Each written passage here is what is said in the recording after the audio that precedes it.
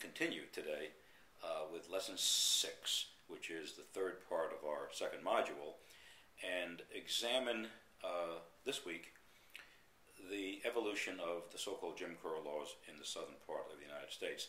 You will recall that these Jim Crow laws, the segregation laws, the apartheid laws, as they're sometimes referred to, had evolved particularly in the aftermath of Plessy v. Ferguson, as I put it once before, the last nail in the coffin of that first civil rights movement.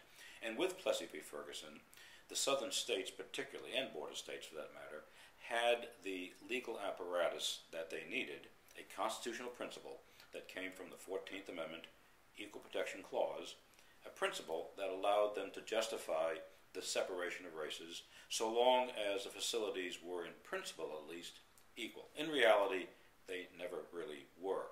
And this principle of separate but equal and the segregation laws that emerged from them, particularly in the early part of the 20th century, after the Plessy case in 1896, these laws governed the social and economic and political and cultural life of a large part of the United States.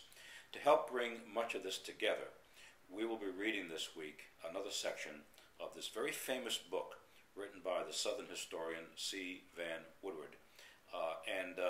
This particular section of the book will help us better understand the social, cultural, and political context in which these segregation laws occur.